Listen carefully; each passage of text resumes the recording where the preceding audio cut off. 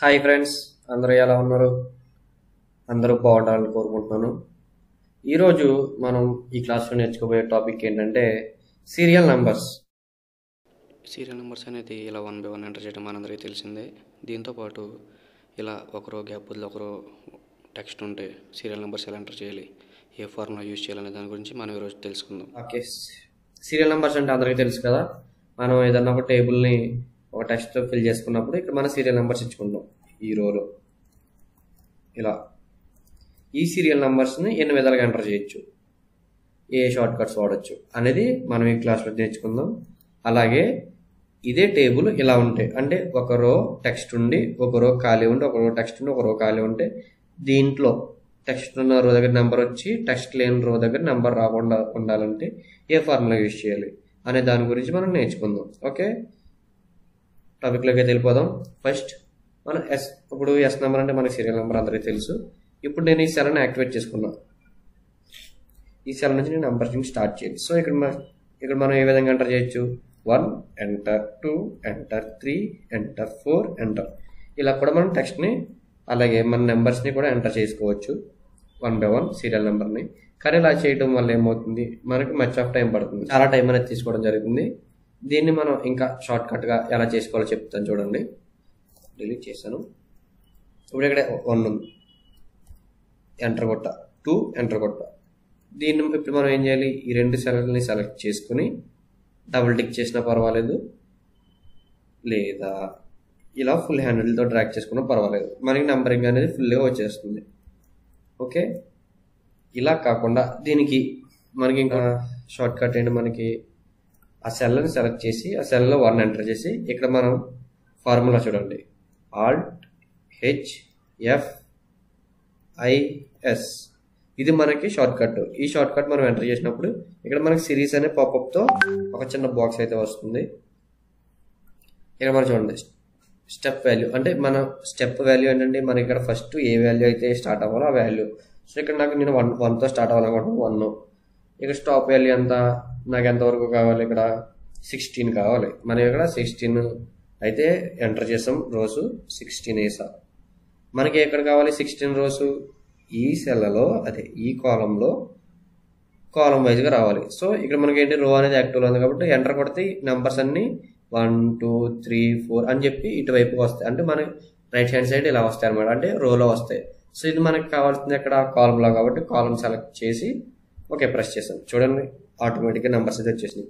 So ఈ short cut use చేయడం వల్ల మనం టైం అనేది చాలా అంటే చాలా సేవ్ చేసుకోవచ్చు.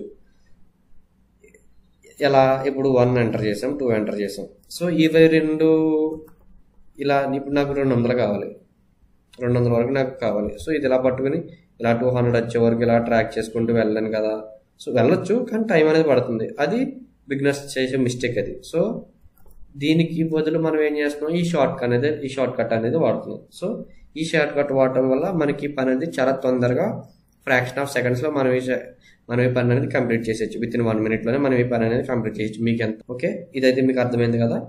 మనం నెక్స్ట్ దగ్గరికి వెళ్దాం. ఇక్కడ సపోజ్ నేను 1 ఎంటర్ చేశాను, 2 ఎంటర్ చేసి ఇవి రెండు సెలెక్ట్ చేసి డబుల్ టిక్ చేశాను.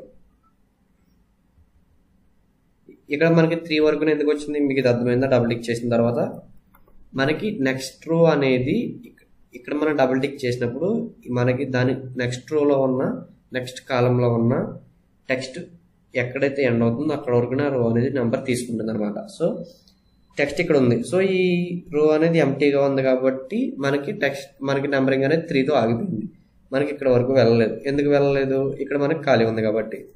సో దీన్ని మనం ఇలా కిందకి తీసుకొచ్చి ఇక్కడ దాకా ఇలా ట్రాక్ చేసుకుంటానే కానీ అవ్వదు.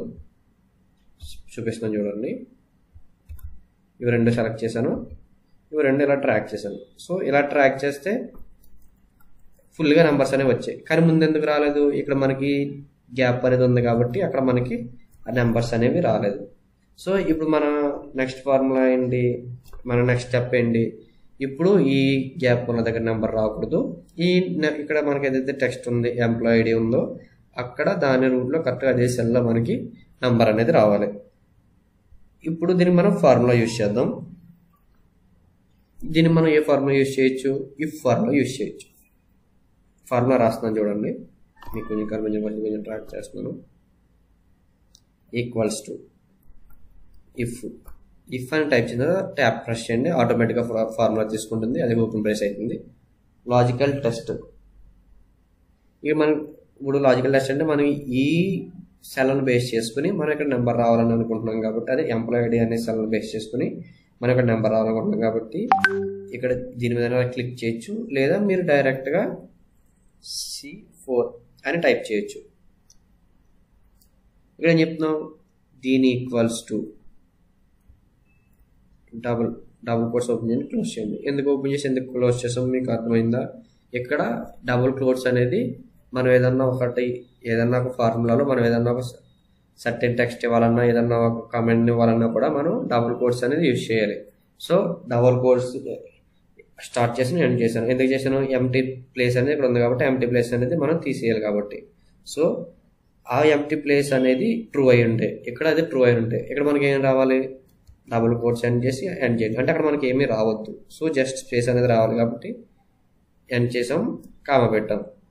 ఇక్కడ మనకి నెక్స్ట్ ఏంటి, ఈ టెక్స్ట్ అనే సెల్ రూట్లో మనకి ఇక్కడ నెంబర్స్ రావాలి. టెక్స్ట్ ఎక్కడైతే ఉందో దాని రూట్లో మనకి నెక్స్ట్ సెల్లో మనకి నెంబర్ అయితే రావాలి కాబట్టి ఇక్కడ వేరే ఫార్ములా యూజ్ చేద్దాం.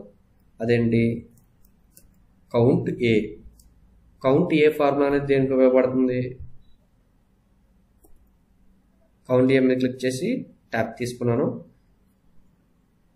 ఫార్ములా అనేది తీసుకుంది. ఇప్పుడు మళ్ళీ మనకు కావాల్సింది ఏంటి, C4 మనకు కావాల్సింది. సో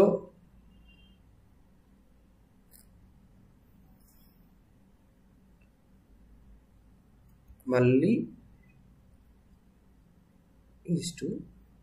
C4 ఇక్కడ మనకి ఈ C4 అనేది ఫ్రీజ్ చేయండి. షార్ట్ కట్ వచ్చేసి F4.